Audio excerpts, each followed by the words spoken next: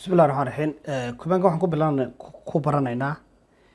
kumanka loo yaqaan copy wax kale ma qabto wuxuu sameeyaa file ayuu ku copyaya si markaasi aad file aad u copyin kartaa waynaga sameeynaa file dhowr aan sameeynaa tusaale zd hadaan idhaahdo dhanka iyo desktop-ka tago oo desktop-ka tago markasta waa inaad capital isticmaashaa xarfuwada capital weeyi desktop-ka hadda waxba iguma sameysna dibetana waa inaga ilahayn touch file any number aad u sameeyo tusaale ahaan file 1 oo .txt ayaa sameeyay ka soo qaad marka ila sadaan idhaahdo file-kaas ay u jira loo yaqaan file 1 waxaan rabaa file 1 inaan ku koobiyeeyo meel kale laba case aan u kala qaada markaasi inaan ku koobiyeynayo isla directory-gan aan joogo ee desktop-ka oo aan copy sameynayo oo hadaan saa idhaahdo markaasi dhinacan dhigo waxaan arki doonaa inuu file-kaygani ii sameeyay file 1 loo yaqaano file 1 markaasi si aan u koobiyeeyo oo isla desktop-ka ugu koobiyeeyo waxaan isticmaalayaa command-kan yar ee kooban ee loo yaqaano cp oo u taagan copy marka waxaan cp gareynayaa ama aan copy gareynayaa marka koobaad command-ka aan raba inaan koobiyeeyo waxaanan u copy-ga magaciisana iyo rename-na waa sameynaya waayo isla copy hadaan isagii copyeeyo magacii ma bedelayo extension isin maayo marka waa inaan isaga laftiisii copy idhaahdaa marka file-ka la copyeynayo oo ah file 1.txt waa inaan sidiisa u qoraa iyo file-ka magaciisa lagu bedelayo waayo file-kani contents baa ku jiri kara oo ah isna file 1 cp iyo kala tusaalaha raacinaya .txt interbal lay marka laba file balkan ay sameeyay file 1 originalkiya iyo file 2 oo copy-giya marka adiga waxa laga rabaa marka inaad sameysid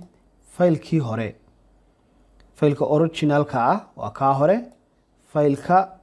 copy-giina waa kan dambe marka adigu waxaad sameynaysaa mar walba cp copy baa loo soo gaabiyay file-kaad sameynaysid oo loo yaqaan file-kii sameysnaa ee loo yaqaanay file 1 oo aad raacisay file-ka dambe magaciisa magacaad lagu sameyn doono file-ka dambe magaciisu ma file uma noqon kara maya file 1 baan copy-yeynaya waxaan ku oranayaa tusaale ahaan waxa la yiraahdaa kah.txt simple marka hadaan eego kah file labaad bay sameysmay oo isna txt oo laakiin aan ka keenay file 1 marka muhiim aha file 1 inuu la magac noqdo magac kale aad u bixin karta okay marka waxa kale jira file-kaasi saasaan u sameyn kara waa copy anigu copyay ka dhiganta saan u kala gartay yani inaan copy gareeyay ayaan saa ugu kala sameynaya ma dhici kartaa su'aasha kale file ii sameysan ma ku copyin karaa goob kale directory kale meel kale ma ku copyin karaa the answer is yes imika file-kan inoo yaalo copy inoo yaala ka soo qaad desktop-ka documents-ka ma geyn karaa waan geyn karaa waxaan leenahay cp file-kaynu copyeynayno oo loo yaqaano file 1.txt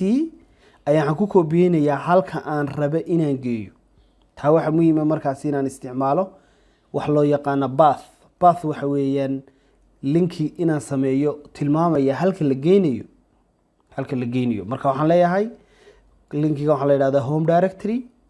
then kah waa user-kayga waa user-kan isticmaalaynaa kaha dabeetana waxaan leenahay waxaan keenaynaa documents marka hadda documents-ka tago maxaan ugu tagi doonaa file la yiraahdo magaciisa file 1.txt aan taga marka ls cd documents-ka aan tago ls